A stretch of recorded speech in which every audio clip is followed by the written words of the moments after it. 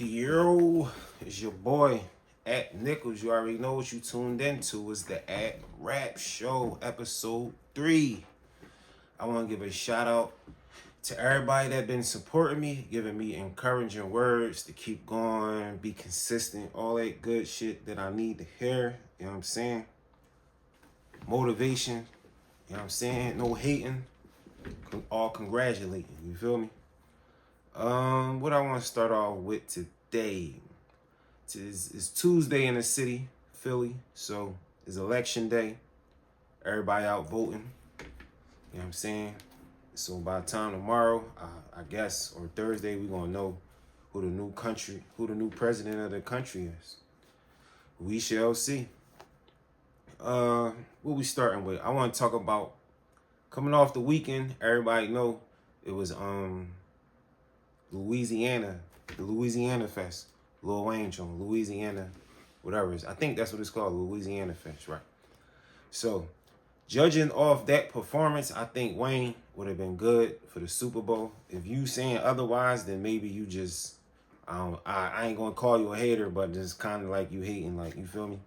Because he did the reunion, brought the Hot Boys out, they performed straight up classics, like, you feel me?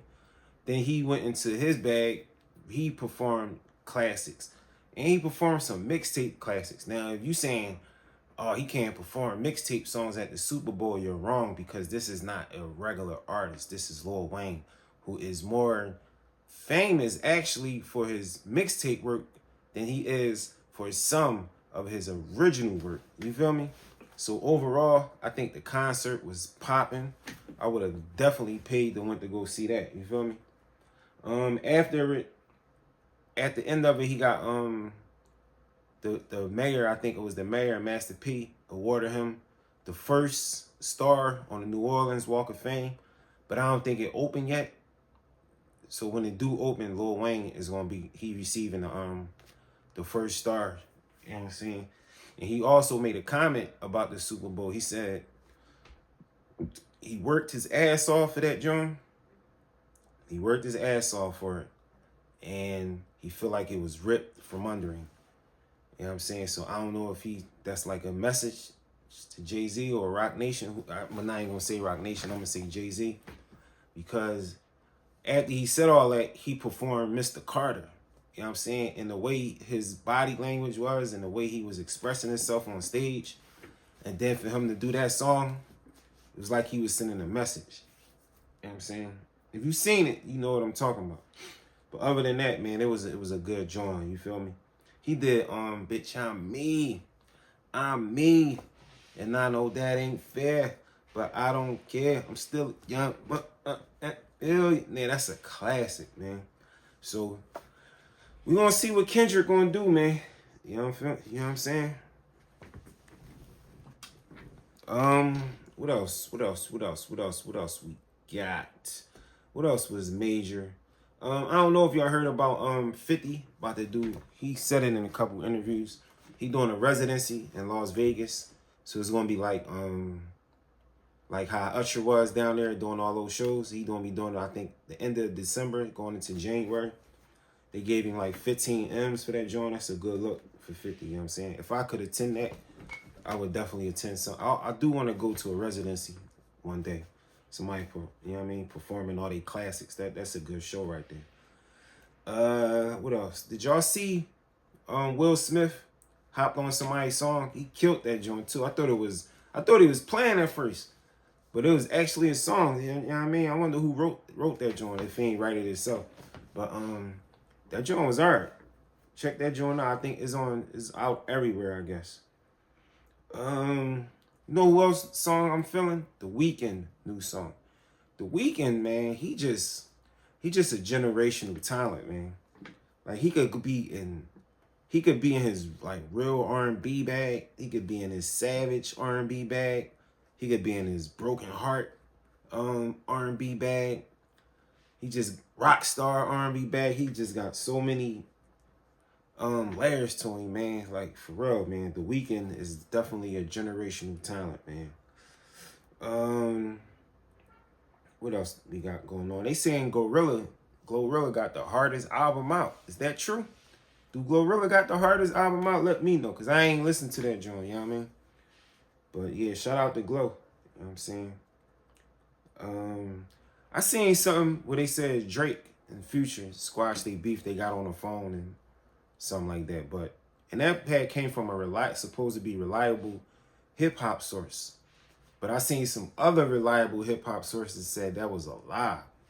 So that would have been good, you know what I mean? Because hopefully they can squash their beef so we could get some new music out of them. I wish Ross and Drake never went through what they went through, because we ain't getting no more of them classics out of them, because they dropped so many classics, you know what I mean? All that shit was kind of weird to me, man. But I don't think it's true about Drake and Future. They probably is going to talk. They might already talk, but that right there was cap, I heard. And did y'all see the funny shit that Drake was doing at the game? Taunting DeMar DeRozan. Him and his man was literally grilling him like Pac was on Above the Rim. Yo, Drake is crazy for that one, man. That shit was funny, man. Rest in peace to the legendary Quincy Jones, man. Quincy Jones is responsible for bringing us Michael Jackson, DJ Jazzy Jeff and the Fresh Prince, his Prince of Bel-Air. So much other classic stuff, man, was responsible because of Quincy Jones, man. So rest in peace to Quincy Jones, you know what I'm saying? What else happened, man? Future dropped a video for Brazier. That's one of my joints off the album, off of mixtape Pluto. Like Brazier, that joint go hard. He dropped a video for that joint. What else we got going on? So the day is the 5th. So yesterday was the anniversary for Jay-Z In My Lifetime, Volume 1. And that was the album he was trying to get hot. He had to hop on that puffy wave real. He tried to ride that puffy wave, that I ain't gonna say puffy wave, but that bad boy wave on that album. Even though he still kept a streak with songs like Cough Up a Lung and all that type of stuff. But that was like when Bad Boy was dominating, so he tried to catch that wave. It ain't really work out for him, you know what I'm saying? But all in all, that album is, to me, it's still a classic, you know what I'm saying? My favorite joints off there is Cough Up a Lung, where I'm from, and Imaginary Play. I remember when that shit dropped back in the day, 97, it was, damn, boy, we was having fun around that time. It's also the anniversary for Belly, the movie Belly, the hood classic, the cult classic Belly, came out November the 4th, 1998. That was a good year. That was a fun year too, man. There was a lot going on in 88. Not 88, 98. I got so many favorite scenes from that movie, but my favorite scene gotta be Method Man, when him and Lorenz Tate was talking. Is that the illest nigga in Nebraska? Yo, that's classic, man. I love Belly, man. I need to watch that joint because I ain't seen it in a minute. As far as new music is concerned, y'all fuck with Westside Gunn. You know, he responsible for pushing the whole Griselda movement to the forefront. My favorite rapper from Griselda, I ain't gonna lie, man, it was Benny, but now it's like him and Conway. They like neck and neck. Probably get a slight edge to Conway, because Conway just be talking like he that nigga. Like niggas just cannot fuck with him, you know what I'm saying? But yeah, Westside Gunn. He like the CEO of the Griselda Records. He always be dropping shit. He be on that real fly shit too. He like a fly nigga, you know what I mean? Shout out to Westside Gunn. Kodak Black dropped something. I don't know how to pronounce it. I ain't even gonna try to pronounce it.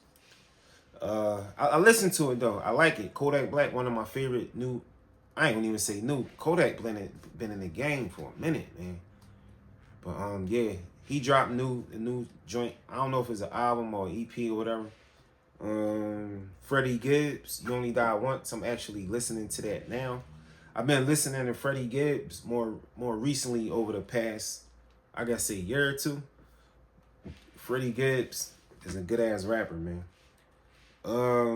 I Swear Vezo. I never listened to an I Swear Vezo project, but I think he might be independent. He been doing this thing for a minute from Detroit. You know what I mean? Shout out to I Swear Vezo. Do y'all listen? Anybody ever listen to Tyler Creator?